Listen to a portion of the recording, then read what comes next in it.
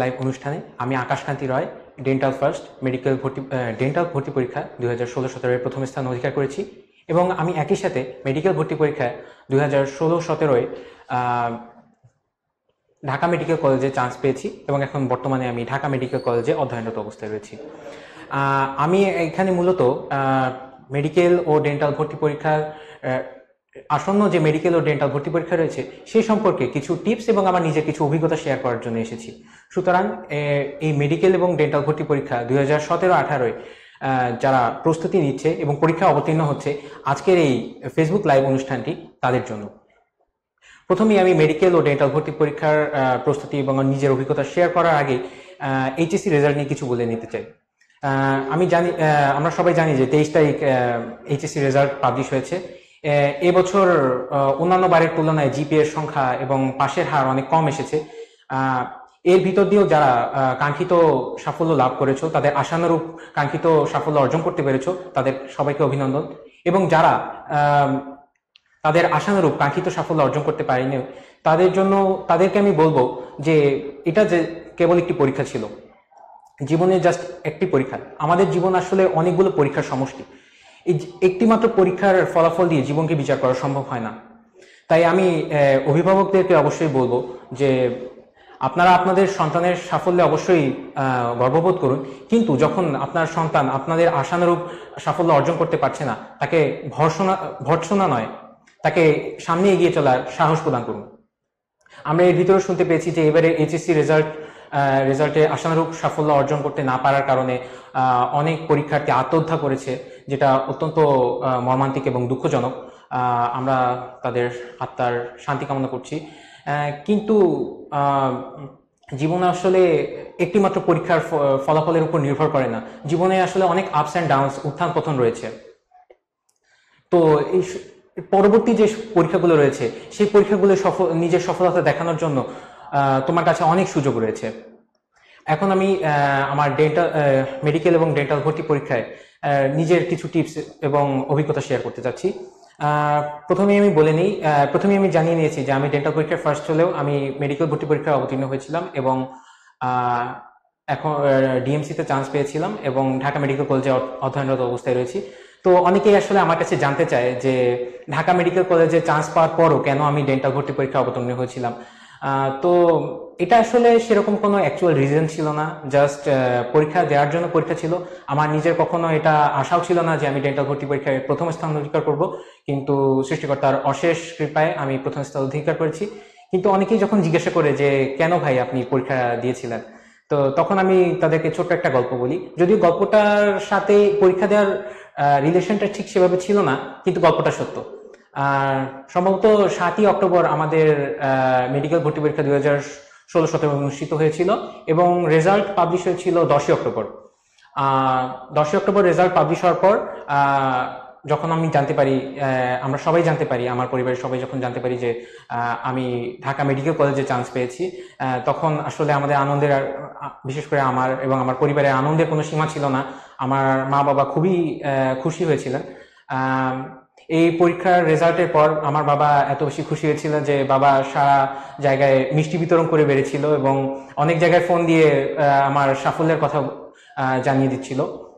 তো তার কিছুদিন পরেই, জাস্ট সম্ভবত 2 দিন পরেই, একদিন এর ভিতরেই বাবা আমাকে খাবার টেবিলে আমরা সবাই বসে আছি, তখন বাবা আমাকে বলছে যে আকাশ, তুই তো ঢাকা মেডিকেল কলেজে চান্স পেলি, সত্যি খুব ভালো লাগছে, কিন্তু আকাশ আমার তাও একটা দুঃখ রয়ে গেল। তখন আমি ভাবলাম যে ঢাকা মেডিকেল কলেজে চান্স পেয়েছি, তাহলে আবার দুঃখ কিসে রয়েছে। তখন বাবাকে বললাম, বাবা কি দুঃখ? আমি এই মেডিকেল ভর্তি পরীক্ষা 2016-17 আমার যে স্কোর ছিল 100-র ভিতর, সেটা ছিল 78.5। তখন বাবা আমাকে বলল যে আকাশ, তুই তো A+ পেলি না, এখানেও A+। তখন হয়তো এই A+ পাওয়ার তীব্র বাসনা থেকে আমার আবার ডেন্টাল ভর্তি পরীক্ষায় অবতীর্ণ হওয়া। যাই হোক, এটা জাস্ট একটা গল্প ছিল, যদিও সত্যি ছিল, কিন্তু এটার সাথে আমার ডেন্টাল ভর্তি পরীক্ষায় অংশগ্রহণ করার কোনো রিলেশন ছিল না। আচ্ছা, এখন আমি কিভাবে সামনে আর সম্ভবত 2 মাস এর মতো বাকি রয়েছে আমাদের মেডিকেল ভর্তি পরীক্ষা, এবং তারও কিছুদিন পরে সম্ভবত ডেন্টাল ভর্তি পরীক্ষা 2017-18 অনুষ্ঠিত হতে যাচ্ছে। আহ, এই মুহূর্তটাতে এই মুহূর্তটাতে কিভাবে প্রিপারেশন নেওয়া উচিত হবে সেই বিষয়ে আমার নিজের অভিজ্ঞতা শেয়ার করব। এরকম সময় প্রায় 1 বছর আগে আমি তোমাদের মতোই অবস্থায় ছিলাম। তখন আমার নিজের ভিতরে খুব নার্ভাসনেস কাজ করতো যে আর বেশি দিন বাকি নেই মেডিকেল ভর্তি পরীক্ষা বা ডেন্টাল ভর্তি পরীক্ষার জন্য। তো এই সময়টা কিভাবে কাজে লাগানো যায়? প্রথমেই আমি বলবো যে এই সময়টাতে নিজের সময়ের সবচেয়ে সদ্ব্যবহার করার চেষ্টা করো। কখনোই প্যানিক করার চেষ্টা করো না, নার্ভাস হওয়ার চেষ্টা করো না, যে কি ঘটবে এটা নিয়ে চিন্তা করো না। প্রত্যেক দিনে তোমার যেটুকু প্রিপারেশন নেওয়ার কথা সেটুকু করে প্রিপারেশন নিয়ে এগিয়ে যেতে থাকো। প্রথমেই আমি যদি ভর্তি পরীক্ষার প্রস্তুতির কথা বলি, আমি যদি স্টেপ বাই স্টেপ বলি, প্রথমে বায়োলজির কথা বলি। আমি নিজে বায়োলজিতে রিলেটিভলি উইক ছিলাম পার্সোনালি। তো আমার বায়োলজির প্রতি আসলে আমার সময় বেশি দিতে হয়েছিল। তো আমি সবাইকে এমনি একটা জিনিস বলবো যে সবারই এক একটা না একটা জায়গায় স্ট্রং সাবজেক্ট থাকে এবং কোনো না কোনো জায়গায় একটা উইক পয়েন্ট থাকে বা উইক সাবজেক্ট থাকে। তো আমি সবসময় বলবো যে সাবজেক্টটা আমাদের সব থেকে বেশি স্ট্রং সেটা জানি খুব সুন্দর করে আমি পড়ে রিভাইজ দিয়ে আমি সেটার পিছনে যাতে আর পরবর্তীতে বেশি সময় দিতে না হয় সেভাবে আমি আমার প্রস্তুতিটাকে নিয়ে রাখি, যাতে পরবর্তীতে আমাকে ভর্তি পরীক্ষার জাস্ট 1 দিন বা 2 দিন আগে খুব বেশি সময় নষ্ট করতে না হয় ওই সাবজেক্টের উপর। এবং যে সাবজেক্টটা আমার বেশি উইক পয়েন্ট সেইটার উপর জানি আমি ক্রমাগত আমার চর্চাটা অব্যাহত রাখি। তা আমার পার্সোনালি বায়োলজি সাবজেক্টটা নিয়ে কিছুটা দুর্বলতা ছিল। তো এর জন্য আমাকে বায়োলজির উপর আমাকে অনেক প্রিপারেশন নিতে হয়েছে। এই ক্ষেত্রে অবশ্যই আমার এই উন্মেষের বইগুলো অবশ্যই হেল্প করেছে। উন্মেষের সুপার বুকগুলো যেগুলো আসলে কিছুই না, যে বাজারে যে সকল রেপুটেড বইগুলো পাওয়া যাচ্ছে সেই বইগুলোই হুবহু তুলে দেওয়া হয়েছে, এবং যে পয়েন্টগুলো মেডিকেল এবং ডেন্টাল ভর্তি পরীক্ষার জন্য এমনকি ভার্সিটি পরীক্ষার জন্য গুরুত্বপূর্ণ সেগুলোকে লাল এবং সবুজ এই কালারে হাইলাইট করে দেওয়া আছে। ফলে পড়াটা গুছিয়ে আনার জন্য আমার সুবিধা হয়েছিল। এই জন্য থ্যাঙ্কস টু উন্মেষ আমার এই প্রস্তুতিটাকে সুন্দর করে তোলার জন্য। বায়োলজি বিষয়টা আসলে সবসময় চর্চার উপর রাখতে হয়। এটা অনেক টার্ম থাকে, এই টার্মিনালসগুলি মনে রাখার জন্য সবসময় চর্চা করে যেতে হয়। তাই এটার পিছনেই আমার মনে হয় সবচেয়ে বেশি সময় দেওয়া উচিত। এবং তাছাড়া মেডিকেল ভর্তি পরীক্ষায় যে 100 নম্বরের পরীক্ষা হয় সেখানে সব থেকে বেশি মার্কসই থাকে বায়োলজিতে। তাই আমার পার্সোনালি মনে হয় যে বায়োলজিতেই সব থেকে বেশি সময় দেওয়া উচিত। 30 নম্বর থাকে বায়োলজিতে। এরপরে আমি বলতে চাচ্ছি কেমিস্ট্রির কথা। কেমিস্ট্রিতে 100-র ভিতর 25 নম্বর বরাদ্দ থাকে। কেমিস্ট্রি নিয়ে অনেক স্টুডেন্টের দেখা যায় যে একটা ফোবিয়া কাজ করে, যে কেমিস্ট্রি অনেকের কাছে কঠিন লাগে। তা আমার কাছে মনে হয়েছে যে না, কেমিস্ট্রি আসলে খুবই সোজা এবং খুবই ইন্টারেস্টিং একটা ব্যাপার। কেমিস্ট্রি যদি বুঝে পড়া যায় তখন ওটার যে মজাটা পাওয়া যাবে, তখন দেখা যাবে যে প্রিপারেশনটা নেওয়ার অনেক ইজি হয়ে গেছে। অনেকেই দেখা যায় যে জৈব রসায়ন এই অধ্যায়টা নিয়ে অনেকের অনেক বেশি ফোবিয়া কাজ করে বা ভীতি কাজ করে। তাদের উদ্দেশ্যে আমি বলবো যে জৈব রসায়ন আসলেই খুবই ইন্টারেস্টিং একটা সাবজেক্ট। তুমি যদি বুঝে বুঝে পড়ো তাহলে কিন্তু জিনিসটা খুবই সহজ হয়ে যায়।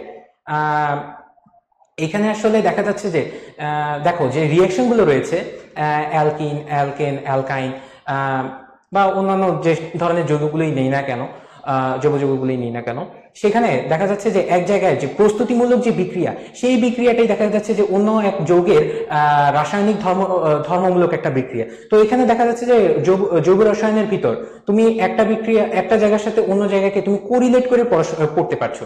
তো এইভাবে যদি কোরিলেট করে আমরা বিক্রিয়াগুলোকে আস্তে আস্তে সাজিয়ে সাজিয়ে পড়ে নিই তাহলে দেখা যাবে যে আমাদের প্রস্তুতি নেওয়াটা ইজি হয়ে যাবে। যেমন ধরো কিসের কথা বলা যায়, যেমন ধরো গ্রিগনাক বিকারক। গ্রিগনাক বিকারক থেকে কিন্তু অনেকগুলো যোগাযোগের উৎপত্তি আমরা দেখতে পারি। তো আমরা যদি একটু খাতায় গ্রিগনাক বিকারক এবং এটা থেকে কিভাবে এই কোন কোন যৌগগুলো পাওয়া যায় সেটা যদি একটা খাতায় একটু ছকে লিখে নিই তাহলে কিন্তু আমার পরীক্ষার আগের রাতে যদি আমি জাস্ট ওটার প্রতি একটু দেখি তাহলে দেখবো যে আমার প্রিপারেশন নেওয়াটা অনেক ইজি হয়ে যাচ্ছে, আমার টাইম অনেক সেভ করছে। তো এরকম ভাবেই তুমি কিন্তু প্রিপারেশন গুলো নিতে পারো। আর যাদের এখনো এরকম প্রস্তুতি নেওয়ার পরও যদি কারো মনে হয় যে জৈব অংশটা বা জৈব রসায়ন অংশটা অনেকের কাছে কঠিন লাগছে বা অনেকের ফোবিয়া কাজ করছে, তাহলে তাদের জন্য বলছি যে 2016-17 যে মেডিকেল ভর্তি পরীক্ষায় সেখানে জৈব রসায়ন থেকে কোশ্চেন এসেছিল মাত্র দুটো। তো কেউ যদি এই দুটো প্রশ্নের অ্যান্সার নাও পারে এবং বাকিগুলোর প্রতি কনসেন্ট্রেশন করে তাহলেও তার মেডিকেলে চান্স নিশ্চিতভাবে হয়ে যাবে।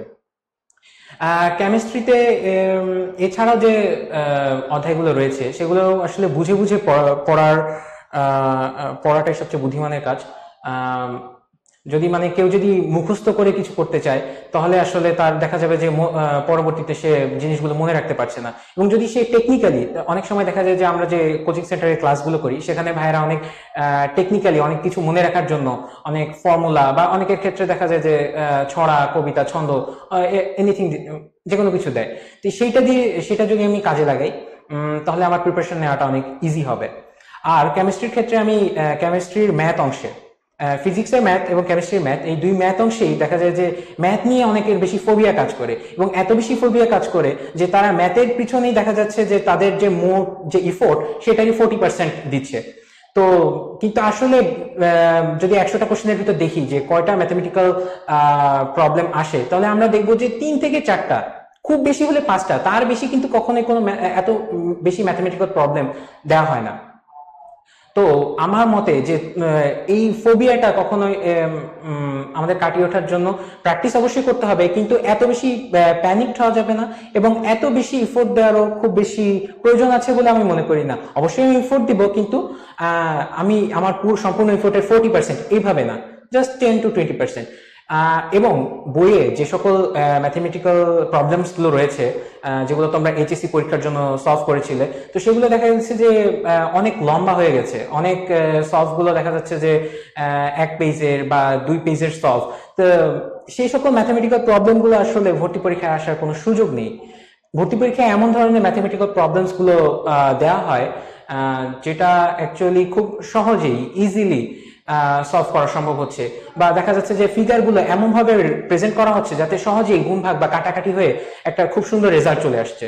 তাই আমি বলবো যে সকল ম্যাথমেটিক্যাল প্রবলেমস গুলো ছোট বা ইজিলি করা যাচ্ছে সেগুলোর প্রতি তুমি কনসেন্ট্রেট করো। যেগুলো করতে ক্যালকুলেটর মাস্ট ব্যবহার করতে হবে, যেগুলোর ক্ষেত্রে স্কোয়ার রুট, অনেক বড় সংখ্যার স্কোয়ার রুট নিতে হচ্ছে বা অনেক বড় সংখ্যার স্কোয়ার করতে হচ্ছে বা অনেক বড় সংখ্যার লগারিদম নিতে হচ্ছে, তো সেই সকল কোশ্চেনের দেওয়ার সুযোগ আসলে মেডিকেল ভর্তি পরীক্ষায় বা ডেন্টাল ভর্তি পরীক্ষায় নেই। তাই আমি বলবো যে তোমরা ম্যাথ নিয়ে বেশি ভয় পেও না, ম্যাথ চর্চা করতে থাকো, সহজ ম্যাথগুলোই তোমরা বারবার চর্চা করতে থাকো এবং এভাবেই আশা করি তোমাদের ম্যাথ অংশে প্রিপারেশনটা সুন্দরভাবে এগিয়ে যাবে। ফিজিক্স নিয়ে কথা বলি, ফিজিক্সে বেশিরভাগই ম্যাথমেটিক্যাল প্রবলেমসগুলোই দেওয়া হয় দেখা যায়, কিন্তু আমি ম্যাথ নিয়ে অবশ্যই আগে বলে ফেলছি যে এখানে ভয় পাওয়ার কিছু নেই। তোমাদের নিজেদের মতো করে তোমরা প্রিপারেশনটা এগিয়ে নিয়ে যাও। এবং ফিজিক্সে দেখা যায় কি সাধারণভাবে খুব ইজি সিম্পল কোশ্চেনগুলো কিন্তু দেওয়া হয়, তাই মানে খুব হাই থটের বা খুব বেশি প্যাচালো কোশ্চেন কিন্তু ফিজিক্সে আসে না। তাই আমি বলবো কি, ফিজিক্সের যে বিষয়গুলো রয়েছে, যে সূত্রগুলো রয়েছে সেগুলো ভালো করে বোঝার চেষ্টা করো, সেগুলোকে বুঝে তারপর তোমরা মেমোরাইজ করার চেষ্টা করো। সূত্রের অ্যাপ্লিকেশন, যদি সূত্রটা ভালো মতো বুঝতে পারো তাহলে দেখা যাচ্ছে যে সূত্রের অ্যাপ্লিকেশন, সূত্রটা কোথায় কোথায় ব্যবহৃত হচ্ছে সেই জিনিসটা কিন্তু আমাদের বোঝার জন্য খুব ইজি হয়ে যায়। তো সূত্রগুলো ভালো করে পড়ার চেষ্টা করো, বুঝে পড়ার চেষ্টা করো। এবং ফিজিক্সে এর থেকে আসলে খুব বেশি কঠিন কিছু দেওয়া হয় না। অনেকেই দেখা যায় যে এই বিষয়ে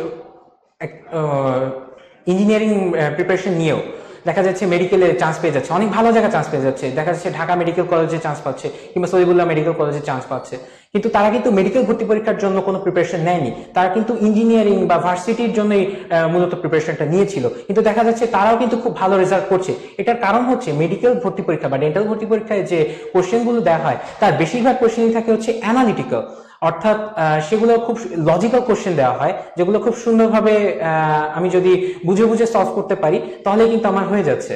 তো এই জন্য দেখা যায় যে মেডিকেল ভর্তি পরীক্ষা মানেই যে সব মুখস্থ করা, বিষয়টা আসলে সেরকম না। তাই আমি বলবো যে যাই পড়বা না কেন তোমরা সেটা বুঝে পড়ার চেষ্টা করবে অবশ্যই, এবং যদি কোনো কিছু মেমোরাইজ করারও প্রয়োজন হয় সেটাও তোমরা বুঝে বুঝে মনে রাখার চেষ্টা করবে। প্রথমে বুঝবে, তারপর ছন্দ দিয়ে হোক বা কোনোভাবে ইজিলি মনে রাখার টেকনিক তোমাদের নিজেদের মতো করে, কিংবা ক্লাসে ভাইয়ারা যদি কোনো টেকনিক দেয় সেভাবে মনে রাখার চেষ্টা করবে। এর পরবর্তীতে যে অংশটা নিয়ে সব থেকে বেশি স্টুডেন্টরা প্যানিক করে সেটা হচ্ছে ইংলিশ আর জিকে। সাধারণভাবে দেখা যায় যে আমরা আমাদের এইচএসসি লাইফে বা আমাদের পুরো হোল একাডেমিক লাইফে বায়োলজি, কেমিস্ট্রি, ফিজিক্স, এমনকি ইংলিশও আমরা করে এসেছি, যদিও ইংলিশ আমরা যে প্যাটার্নে পড়ি এবং ভর্তি পরীক্ষায় যে প্যাটার্নে দেওয়া হয় সেটা আলাদা। এবং জিকের সাথে কখনোই আমাদের দেখা যায় যে অনেকের কখনো রিলেশনই ছিল না, জিকে আমরা সেভাবে কখনোই পড়ে ওঠা হয়নি। তো দেখা যায় যে এই যে যে জিকে এবং ইংলিশে যে 25 মার্ক রয়েছে সেটা নিয়ে অনেকে অনেক ফোবিয়ায় ভোগে। তা আমি বলবো কি, এটা তোমরা যখনই এখন থেকে অবশ্যই তোমরা এইচএসসি পরীক্ষা শেষ হওয়ার পরে থেকে তোমরা প্রিপারেশন নেওয়া শুরু করেছো, তারপরে আমি আবার বলছি যে এটা নিয়মিত প্র্যাকটিসের একটা বিষয়। ইংলিশের কথা যদি বলি, ইংলিশে অনেকেই বলে যে ভাইয়া ভাইয়া ভোকাবুলারি, আপনি ভোকাবুলারি কিভাবে পড়বো, ভোকাবস গুলো কিভাবে পড়বো, ভোকাবুলারিটা অনেক টাফ লাগছে। কিন্তু আমি তোমাদের জন্য বলতেছি যে ভোকাবুলারি থেকে দেখো কয়টা কোশ্চেন আসতে পারে, 2টো কি 3টা, হয়তো একটা সিনোনিম দিল, একটা অ্যান্টোনিম দিল, আরো ধরো একটা কোশ্চেন দিল, খুব বেশি হলে 3টা কোশ্চেন আসলো। কিন্তু এই সিনোনিম, অ্যান্টোনিম বাদে বাকি যে 12টা কোশ্চেন রয়েছে সেই কোশ্চেন গুলো কিন্তু মূলত গ্রামাটিক্যাল।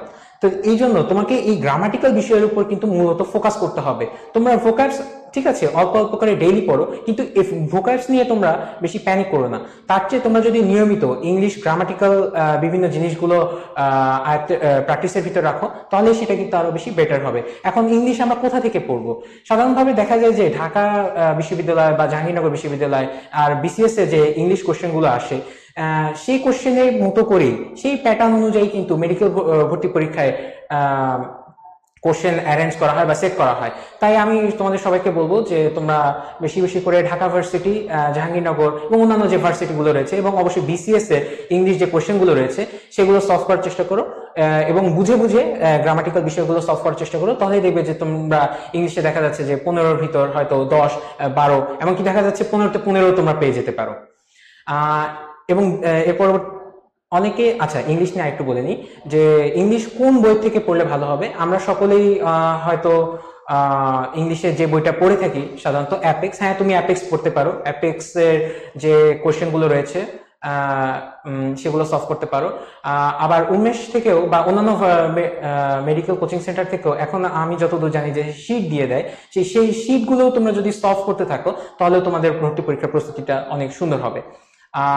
সাধারণ জ্ঞান বা জিকে নিয়ে যদি কথা বলি, সাধারণ জ্ঞান বা জিকে আমাদের দেখা যাচ্ছে ছোটবেলা থেকে আমরা সায়েন্সে যারা পড়াশোনা করতেছি তাদের এই বিষয়টাতে খুব বেশি ইন্টারেস্ট থাকে না, তাই এই বিষয়টা সম্পর্কে আমাদের একটা ল্যাকিংস থাকে বলা যায়। তো সাধারণ জ্ঞানটা আসলে প্রত্যেকদিন চর্চা করার একটা বিষয়। তো আমরা যদি প্রত্যেকদিন নিয়মিত একটু একটু করে চর্চা করি তাহলে কিন্তু আমাদের প্রিপারেশনটা সুন্দর হবে। এখন প্রশ্ন উঠতে পারে যে কোথা থেকে আমরা প্রিপারেশন নিতে পারি। এই এগেইন মেডিকেল যে কোচিং সেন্টারগুলো রয়েছে সেখানে নিশ্চয়ই ডেইলি বিভিন্ন শিট দেওয়া হয় বা উইকলি শিট দেওয়া হয়, যেরকম উন্মেষে দেওয়া হয়েছে। তোমরা সেই শিটগুলো যদি কভার আপ করতে পারো তাহলে তোমাদের প্রিপারেশনটা অনেক সুন্দর হবে। আর বেশিরভাগ ক্ষেত্রেই দেখা যায় যে জিকে বা সাধারণ জ্ঞানে যে কোশ্চেনগুলো আসে সেগুলো অনেক বিসিএস থেকে কিন্তু হুবহু অনেক সময় তুলে দেওয়া হয়। তাই বিসিএস লেভেলে যে কোশ্চেনগুলো রয়েছে সেগুলো যদি তোমরা নিয়মিত প্র্যাকটিস করো তাহলেও কিন্তু তোমাদের অনেক বেশি উপকার হবে। আর একটা জিনিস, তোমরা হয়তো যদি কোশ্চেন ব্যাংকগুলো সলভ করে থাকো তাহলে দেখবে যে কোশ্চেন ব্যাংকে যে জিকে অংশটা রয়েছে, এই রিসেন্টলি মেডিকেল ভর্তি পরীক্ষা 2016-17 কিংবা ডেন্টাল ভর্তি পরীক্ষা 2016-17 যে জিকে অংশটা রয়েছে সেখানে কিন্তু সাম্প্রতিক অনেক বিষয় থেকে কোশ্চেনগুলো রয়েছে। তাই দেখা যাচ্ছে যে আমরা হয়তো ওই শীটগুলো পড়ছি, কিংবা অনেকে হয়তো আজকের বিশ্ব, নতুন বিশ্ব, এই বইগুলো কভার দেওয়ার চেষ্টা করছে, এই বইগুলো পড়েও হয়তো দেখা যাচ্ছে যে আমরা কমন পাচ্ছি না। তাই আমার তোমাদের সবার কাছে পরামর্শ থাকবে যে তোমরা নিয়মিত ডে টু ডে লাইফে যে ইনসিডেন্ট গুলো ঘটছে সেটা সম্পর্কে কিছুটা ওয়াকিবহাল থাকো। তোমরা দরকার হলে রেগুলার নিউজ পেপার পড়তে পারো, জাস্ট হেডিং গুলো তোমরা জাস্ট টিভিতে হেডিং গুলো দেখতে পারো। এটার সাথে তোমরা যদি রিলেটেড থাকো তাহলে দেখবা যে তোমাদের প্রিপারেশন নিতে অনেক সুবিধা হচ্ছে। জিকে, ইংলিশ, মোটামুটি এভাবে তোমরা যদি প্রস্তুতিটা নিতে থাকো, দেখবা যে তোমাদের মূলত প্রিপারেশনটা খুব সুন্দর করে আসছে। এখন আমি বলবো পরীক্ষার আগের সময় তোমরা কিভাবে প্রিপারেশন নিবে। এই সময়টা আসলে খুবই গুরুত্বপূর্ণ, আমার কাছে বিশেষ করে ছিল। আমি আমার ডেইলি বা উইকলি এক্সামগুলো যখন 19-এ দিতাম, সেই সময় অবশ্যই খুব সুন্দর করে প্রিপারেশন নিয়েছি। মডেল টেস্টগুলো যখন দিয়েছি তখনও খুব সুন্দর করে মডেল টেস্টগুলো দিয়েছি।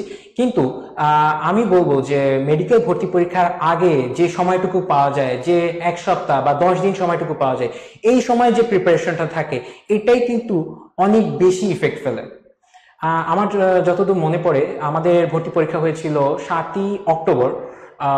তো 25শে অক্টোবর সবগুলো মেডিকেল কোচিং সেন্টারগুলো সরকারি নির্দেশনা অনুযায়ী বন্ধ রাখা হয়। তো ফলে আমি বাসায় চলে যাই 25 তারিখের পরই, এবং বাসায় বসে আমি যে টানা প্রায় 10 দিন যে প্রিপারেশনটা নিয়েছিলাম সেটাই আমাকে কিন্তু আমার এই কাঙ্ক্ষিত সাফল্য এনে দিয়েছে। তো আমি বলবো যে পরীক্ষার আগে এই সময়টাকে খুব সুন্দর করে ইউটিলাইজ করার চেষ্টা করো। মডেল টেস্ট নিয়ে যদি বলি, এখন অনেক তোমরা যে কোচিং সেন্টারগুলোতে, অনেকেই হয়তো কোচিং সেন্টারগুলোতে নিজের প্রিপারেশন নেওয়ার জন্য পড়ছো, কিছুদিন পরে হয়তো তোমাদের মডেল টেস্ট শুরু হয়ে যাবে, পেপার ফাইনাল, সাবজেক্ট ফাইনাল, তারপর মেডিকেল অনুযায়ী যে মডেল টেস্টগুলো। তা আমি বলবো সেখানে যে তোমরা যে নাম্বারগুলো পাবা সেটা নিয়ে তোমরা বেশি প্যানিক করো না বা কনসার্ন থেকো না। তোমরা জাস্ট পরীক্ষাগুলো দাও নিজের চর্চাটাকে অব্যাহত রাখার জন্য, এবং এটা দেখার জন্য যে মেডিকেল ভর্তি পরীক্ষায় কোন প্যাটার্নে কোশ্চেনগুলো আসে। এটা কিন্তু খুব গুরুত্বপূর্ণ। এই প্যাটার্নটা কিন্তু তোমাকে বুঝতে হবে যে আমার মেডিকেল ভর্তি পরীক্ষায় কোন জায়গা থেকে কোশ্চেনটা আসবে এবং কোন জায়গা থেকে কোশ্চেনটা আসবে না। এটা তুমি মেডিকেল কোশ্চেন ব্যাংক সলভ করে এবং এই মডেল টেস্টগুলো দিলে খুব ইজিলি বুঝতে পারবে। এর পরবর্তীতে 25 তারিখ থেকে 7 তারিখের ভিতর যে সময়টা ছিল, এই সময়টাতে তো আমি খুব সুন্দর করে আমার প্রিপারেশনটা গুছিয়ে এনেছিলাম। এখন বলবো হচ্ছে পরীক্ষার জাস্ট আগের রাতে আমি বলবো যে খুব বেশি, অনেকে খুব নার্ভাস হয়ে যায়। আমি বলবো যে খুব নার্ভাস হওয়ার কিছু নেই, জাস্ট সিম্পল তুমি তোমার রুটিন অনুযায়ী প্রিপারেশন নাও, খুব সুন্দর করে একটা ঘুম দাও, ভালো করে 7 to 8 আওয়ার স্লিপ, দেন ঘুম থেকে ওঠো, তারপর তোমার have breakfast, then go to your centre. তোমার ওখানে গিয়ে তোমার প্রিপারেশন, যেরকম প্রিপারেশন নিয়েছো তুমি কনফিডেন্ট কিনা সেটা দেখো। তো অবশ্যই এখানে একটা জিনিস বলে নিই, মেডিকেল ভর্তি পরীক্ষায় সবাই, আমরা যারা প্রস্তুতি নিচ্ছি তারা কিন্তু সবাই ভালো স্টুডেন্ট, তাদের দেখা যাচ্ছে যে প্রস্তুতিও খুব ভালো থাকে, কিন্তু সবাই চান্স পাচ্ছে না। এটার কারণ হচ্ছে ওই মেডিকেল ভর্তি পরীক্ষায় ওই যে 1 ঘন্টার সময়, ওই 1 ঘন্টার সময় যে যত সুন্দর করে ডেলিভারি দিতে পারে, যে যত কাম থাকতে পারে, যে যত তার নার্ভকে কন্ট্রোল করতে পারে, সেই কিন্তু দেখা যাচ্ছে যে সাফল্যের সর্বোচ্চ শিখরে পৌঁছে যাচ্ছে। এই সময় দেখা যায় যে অনেকে কোচিং সেন্টারগুলোতে খুব সুন্দর মডেল টেস্টে 90+ নাম্বার পেয়েছে, 95+ নাম্বার পেয়েছে, কিন্তু দেখা যাচ্ছে যে তারা যখন ভর্তি পরীক্ষায় অবতীর্ণ হচ্ছে তখন তাদের রেজাল্ট কিন্তু তাদের অত, ওরা যেরকম এক্সপেক্ট করছিল সেরকম হয় না। এটার কারণ হয় এই জন্য যে ওই 1 ঘন্টার পরীক্ষার সময় তারা ওই নার্ভাসনেসটা অনেকের ভিতর কাজ করে। সে ফর এক্সাম্পল, যে 100টা কোশ্চেনের ভিতর দেখা যাচ্ছে যে ওএমআর শিট থাকে 25টা করে এভাবে কলাম থাকে, যে প্রথম 25টা প্রশ্নের উত্তর দেওয়ার জন্য বৃত্তর অ্যারেঞ্জমেন্ট থাকে। তো এখন ধরো সে ফর এক্সাম্পল যে প্রথম যে কলাম, যে 25টা জায়গার মানে কোশ্চেন দেওয়ার বৃত্ত ভরাটের যে জায়গা রয়েছে, সেখানে ধরো প্রথম 25টার ভিতর তুমি সাপোজ তোমার 10টার অ্যান্সার, প্রথম একবারে তুমি 10টার অ্যান্সার করতে পেরেছো। তা এখন তুমি যদি এটা দেখে তুমি যদি এখন প্যানিক করে বসে থাকো যে আমি জাস্ট মাত্র 10টার অ্যান্সার করলাম, বাকিগুলো জানি কি না কি হবে, তখন কিন্তু তোমার দেখা যাবে যে তোমার পরীক্ষাটা খুব ভালো দিকে আগাবে না। ওই যে অনেকেই দেখা যাচ্ছে যে এই ধরনের সিচুয়েশন, এই পরীক্ষাগুলো পরে খারাপ হয়ে যায়, প্রথমে ওইটুকু দেখে তারপর বাকিগুলো নিয়েও দেখা যাচ্ছে যে তারা পারা জিনিস ভুল করে আসে। এই জিনিসটা কখনো করা যাবে না। যে জিনিসটা তুমি পারো সেটা যদি সবসময় সঠিক হয়, যেটা তুমি পারছো না বা তোমার কাছে মনে হচ্ছে 50-50 চান্স, সেটা তুমি পরে রিস্ক নাও, কিন্তু যেগুলো একবারে পারছো সেগুলো তুমি একবারে দাগিয়ে নাও। আমার অভিজ্ঞতা বললে, যখন আমি পরীক্ষা দিতে গিয়েছিলাম আমি কিছুটা নার্ভাস ছিলাম বটে, কিন্তু আমার কনফিডেন্স লেভেলটা ভালো ছিল, যে আমার মনে হয়েছিল যে আমার প্রিপারেশনটা ওকে। তা আমি যখন পরীক্ষা দিতে যাই, তা আমি প্রথম এক ডানে অনেকগুলো কোশ্চেনের অ্যান্সার বৃত্ত ভরাট করলাম, বৃত্ত ভরাট করার পর আমার কাছে মনে হলো যে ওয়েমার শিটে অনেকগুলো বৃত্ত ফাঁকা রয়ে গিয়েছে, অনেকগুলো করা হয়নি। তো আমার আসলে গুনতে সাহস হলো না। তা আমি দ্বিতীয় একবার একটা অ্যাপ্রোচ নিলাম এবং দ্বিতীয়বার যতগুলো বৃত্ত ভরাট করা যায় ভরাট করলাম। এখন দ্বিতীয়বার ভরাট করার পরে আমি এখন একটু মনে হলো যে না, ওই মাসিকটা একটু ভরা ভরা লাগছে বৃত্ত। তো আমি তখন গুনলাম, গুনে দেখলাম যে আমি 82টা বৃত্ত ভরাট করেছি। তখন আমার মনে একটা সাহস চলে আসলো যে আমি 82টা বৃত্ত ভরাট করেছি, ও খুব সুন্দর পরীক্ষা দিয়েছি। তো এইভাবে সাইকোলজিক্যালি তোমাকে সবসময় অ্যাপ্রোচ করতে হবে। ধরো তুমি প্রথমবারে তুমি বৃত্ত ভরাট করলে, তো বৃত্ত ভরাট করে তোমার ধরো তুমি 70টা, সাপোজ তুমি 70টা বৃত্ত ভরাট করলে প্রথম টানে, এখন তুমি গুনে দেখলে যে তুমি 70টা বৃত্ত ভরাট করেছো। তো তো তখন তোমার মনে হবে যে আমি 70টা বৃত্ত ভরাট করে ফেলেছি, তাহলে আমি তো অনেক করে ফেলেছি। কখনো উল্টা করার চেষ্টা করবে না যে কয়টা বৃত্ত ভরাট করনি। যদি তখন বৃত্ত ভরাট করনি কয়টা দেখতে চাও যে আমি এখন 30টা বৃত্ত ভরাট করিনি, আমার মনে হয় আর চান্স হবে না। এই যে সাইকোলজিক্যাল দিকগুলো তোমাকে খেয়াল রাখতে হবে। এরপরে তুমি যখন 70টা বা 75টা বৃত্ত ভরাট হয়ে যাবে, তখন দেখবে যে তোমার যেগুলো পারছো না সেগুলোর প্রতি সময় দাও, আর যেগুলো তুমি খুব ইজিলি পারবে, একবারই পারবে, সেগুলো কিন্তু একবারই দাগিয়ে ফেলবে। সেগুলোর পরে আর সেগুলোর জন্য আর পরবর্তীতে আর সময় দেওয়ার দরকার নেই। এবং আমি বলবো যে ম্যাথমেটিক্যাল যে প্রবলেমস গুলো থাকে, তুমি যদি দেখো যে সেটা করতে একটু সময় লাগবে, সাপোজ 1 মিনিটের মতো বা খুব বেশি হলে 2 মিনিটের মতো সময় লাগবে, তো ওই জিনিসগুলো তুমি সবার শেষে করার চেষ্টা করো। এটা কারণ দেখা যাচ্ছে কি, অনেকে দেখা যাচ্ছে যে ওই অঙ্কটা যেটা ও করতে মানে অ্যান্সার করবে, সেই অঙ্কটা আসলে একটু বড়, সে ওটা অ্যান্সার করতে গিয়ে দেখলো যে তার 1 মিনিট 2 মিনিট সময় নষ্ট হয়ে গেছে।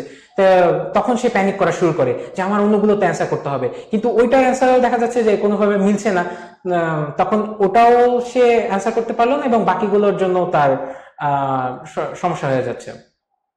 আরেকটা জিনিস খেয়াল রাখতে বলবো যে তোমরা সবাই অবশ্যই যে কোন কোশ্চেনের বৃত্তটা ভরাট করছো সেটা অবশ্যই খুব মনোযোগ দিয়ে দেখবা। যে 1 নম্বর কোশ্চেনের বৃত্তটা তুমি ভরাট করছো, 2 নম্বর কোশ্চেনের বৃত্তটা, 2 নম্বর কোশ্চেনটা দেখলে এখন 2 নম্বর কোশ্চেনের বৃত্তটা তুমি ভরাট করছো।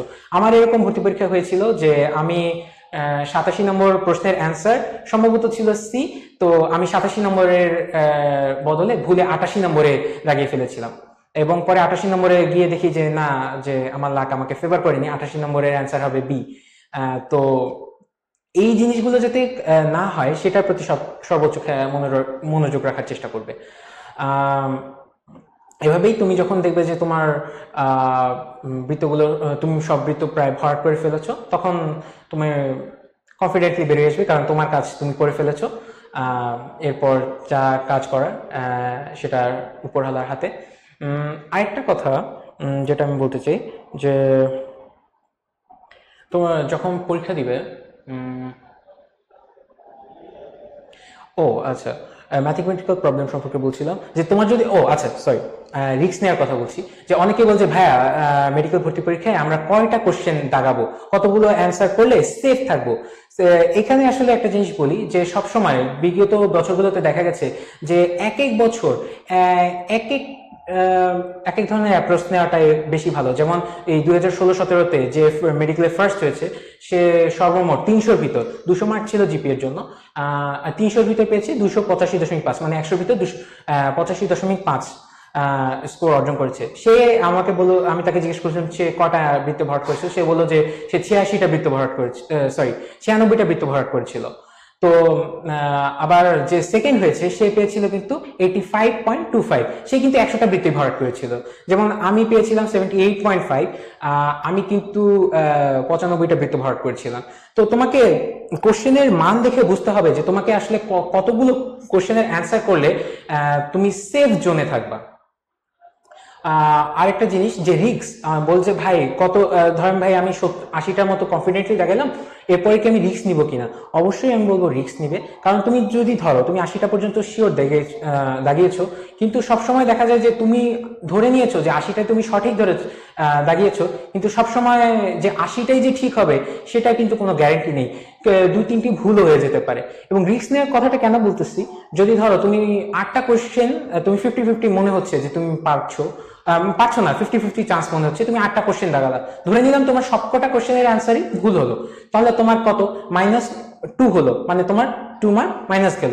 এখন ধরে নেই এই 8টার ভিতরে আমি 7টা ঠিক করেছি এবং একটা সঠিক অ্যান্সার দিয়েছি, তো একটা সঠিক অ্যান্সারের জন্য আমি কত মার্কস পাচ্ছি? 1। আর 7টা ভুল অ্যান্সারের জন্য আমার কত মার্ক মাইনাস যাচ্ছে? আমার মাইনাস যাচ্ছে 1.75। তাহলে কিন্তু আমার মাইনাস গেল কত? 0.75। এখন যদি আমি ধরে নিই যে 8টার ভিতরে আমার দুটো ঠিক হয়েছে এবং 6টা ভুল গেছে, তো তাহলে দেখো যদি 8টার ভিতর দুটো ঠিক হয় তাহলে আমি মার্কস পাচ্ছি 2, আর যদি 6টা ভুল হয় তাহলে আমি -1.5। তাহলে দেখো আমি কিন্তু অ্যাজ এ নেট 0.5 মার্ক পাচ্ছি। তো দেখো এখানে কিন্তু তুমি যতই রিস্ক নিবা ততই তোমার নাম্বার বাড়ার একটা পসিবিলিটি থাকে। তো আমি বলবো যে তোমরা প্রথমেই দেখো যে কোশ্চেনের প্যাটার্ন কিরকম বা কোশ্চেনের মান কিরকম। কোশ্চেন যদি সোজা হয় তাহলে অবশ্যই বেশি বেশি রিস্ক নিতে হবে। কোশ্চেন যদি তোমার কাছে কঠিন মনে হচ্ছে তাহলে সবার কাছেই কঠিন মনে হবে, তখন সেই অনুযায়ী তোমাকে রিস্ক নিতে হবে। তো আর আমি আমার বক্তব্যের প্রায় শেষ দিকে চলে এসেছি। আমি আর কয়েকটা কথা বলে শেষ করতে চাই। তোমরা যারা এই ডাক্তার হওয়ার মহান স্বপ্ন নিয়ে এই মেডিকেল ভর্তি পরীক্ষা 2017-18-তে অবতীর্ণ হতে যাচ্ছ, তাদের সবার জন্য আমি শুভকামনা জানাচ্ছি। সবাই হয়তো এই ভর্তি পরীক্ষায় টিকবে না। অনেকেই হয়তো দেখা যাচ্ছে যে আমাদের যে 90,000 শিক্ষার্থী রয়েছে প্রত্যেক বছর সায়েন্স থেকে, তাদের জন্য মেডিকেলে কিন্তু সিট বরাদ্দ রয়েছে প্রায় 3,000-এর মতো, এবং ডেন্টাল যে ভর্তি পরীক্ষায় ডেন্টালের ক্ষেত্রে তোমার সিট প্রায় রয়েছে 530-এর মতো। তো দেখা যাচ্ছে যে খুব বেশি না, প্রায় 3,500 বা তার একটু বেশি সিট রয়েছে। তো 90,000-এর সাথে যদি আমি 3,000 তুলনা করি তাহলে দেখা যাচ্ছে যে প্রত্যেক 30 জনের মানে প্রত্যেক 30 জনের ভিতর মাত্র একজন ভর্তি পরীক্ষায় সাফল্য লাভ করবে। তো এটা দেখেই বোঝা যাচ্ছে যে সাকসেস রেট কিন্তু খুবই কম এবং খুবই তীব্র প্রতিযোগিতামূলক পরীক্ষার ভিতর দিয়ে তোমাদেরকে যেতে হবে। তো আমি সবার জন্য শুভকামনা জানাচ্ছি। আর যারা তোমরা চান্স পাবে না তাদেরকে আমি বলবো যে ভেঙে পড়ার কিছু নেই। তোমরা হয়তো ডাক্তার হওয়ার স্বপ্ন নিয়ে মানব সেবা করার জন্য, দেশের সেবা করার জন্য এগিয়ে যাচ্ছ, কিন্তু শুধু ডাক্তাররাই যে মানুষের সেবা করতে পারে তা না, সকল পেশার ভিতর দিয়ে তুমি মানুষের সেবা করতে পারবে। তো যারা হয়তো কিছুটা দুর্ভাগ্যতাবশত মেডিকেল ভর্তি পরীক্ষায় বা ডেন্টাল ভর্তি পরীক্ষায় তোমাদের আশানুরূপ সাফল্য অর্জন করতে পারবা না, বা হয়তো দেখা যাচ্ছে তোমরা ভর্তি পরীক্ষায় চান্স পাচ্ছ না, আমি তাদেরকে বলবো যে এটা জাস্ট একটা মাত্র পরীক্ষায়, একটা পরীক্ষার উপরই জীবনের সম্পূর্ণ সাফল্য নির্ভর করে না। জীবনে আরো অনেক পরীক্ষায় সামনে এগিয়ে রয়েছে, সে সকল পরীক্ষায় তুমি সাফল্য লাভ করো। শিব খেরার নামে একজন রাইটারের একটা বই ছিল, যে সেখানে অনেক ইন্সপিরেশনাল মোটিভেশনাল কথা বলা হয়েছিল, যে সেখানে দেখানো হয়েছিল যে এক একজন মানুষ তারা বারবার ব্যর্থ হওয়ার পরও কিন্তু সাফল্যের সর্বোচ্চ শিখরে উন্নীত হয়েছিল। তো শিব খেরার সেই বইয়ের নাম ছিল তুমিও জিতবে, ইউ ক্যান ডু ইট। তো আমি এই বলেই শেষ করছি যে তুমিও পারবে, ইউ ক্যান ডু ইট।